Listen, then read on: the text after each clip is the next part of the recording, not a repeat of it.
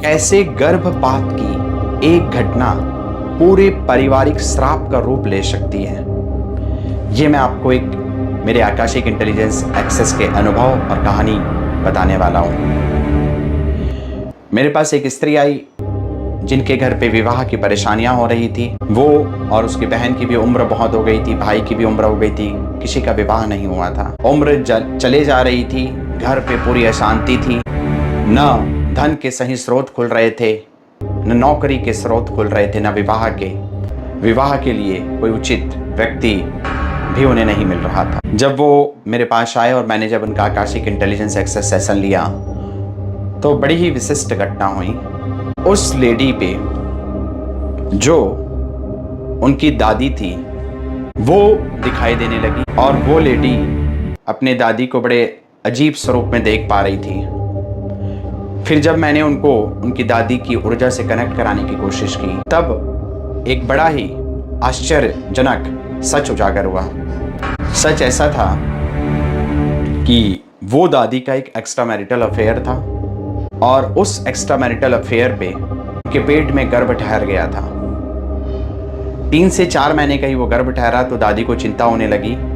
पहले से वो विवाहित थी और इस स्त्री की, जिस लेडी का मैं आकाशिक ले रहा हूँ, उसकी माँ का पहले से जन्म हो चुका था। तो उसकी दादी ने निर्णय लिया गर्भपात करने का और वो गर्भपात कराती है। अब देखिए, वो तो दादी गर्भपात करा दी और उनकी जो लड़की है वो बड़ी हुई, विवाह हुआ और उस लड़की के भी 2 बच्चे हुए। 2 लड़की 1 लड़के हुए, 3 बच्चे हुए। उसी में से एक लड़की का मैंने आकाशिक सेशन लिया, ये उसी की कहानी बता रहा हूँ। तो दादी ने जब गर्भपात कराया, उस गर्भ की जो आत्मा थी वो अति क्रोधित हुई, बहुत क्रोधित हुई और उससे समझ नहीं आया कि कैसे करके बदला लूं। तब सबसे ज्यादा वो संतान क्रोधित हुई अपनी बहन से। अगर वो जन्म लेता दादी के गर्भ से तो जो ये लेडी की माँ है वो उसकी बहन होती, मतलब लेडी के मामा हुए। क्योंकि वो जन्म नहीं लिया तो वो अपनी बहन से चिढ़ने लगा। धीरे धीरे जब भी वो कहीं मंदिर जाती या कुछ होती तो कई तरीके से वो उसे परेशान करने की कोशिश करता था। उसके कारण उसकी माँ भी थोड़ी मेंटली सोच में आ गई। माँ की जब शादी होती है, मतलब दादी की बेटी की जब शादी होती है, इस लेडी की माँ की जब शादी होती है और ये बच्चों का जन्म होता है, तब भी जो गर्भपात वाला बालक है वो पीछा नहीं छोड़ता है और वो इन बच्चों को कष्ट देना चालू करता है। अलग अलग स्वरूप में, कभी उनको भय पैदा करता है, कभी डराता है, कभी अलग अलग रूप में आता है। जब कभी ये बच्चे मंदिर जाते हैं या और किसी स्थान में जाते हैं, वो कैसे भी करके उनको भयभीत करने की, गिराने की कोशिश करता है। और ये लेडी आकाशिक सेशन में उस बालक को देख पाती है। लाल रंग में उसके जो चेहरे में क्रोध की भावना थी वो इसको देख पाती है। फिर मैंने उस लेडी को उस आत्मा से कनेक्ट कराया जिसका गर्भपात किया गया था। वो गर्भपात वाली आत्मा यही बोली कि मुझे इस संसार में आने नहीं दिया गया है, तो मैं भी नहीं चाहती कि इनके भी बच्चे संसार में आए। मैं भी नहीं चाहता कि इनके भी बच्चे संसार में आए, इनका भी वंश आगे बढ़े। और जब मैंने कहा कि आप इन्हें क्षमा कर दो तो वो राजी नहीं हुआ कि नहीं, मैं क्षमा नहीं कर सकता।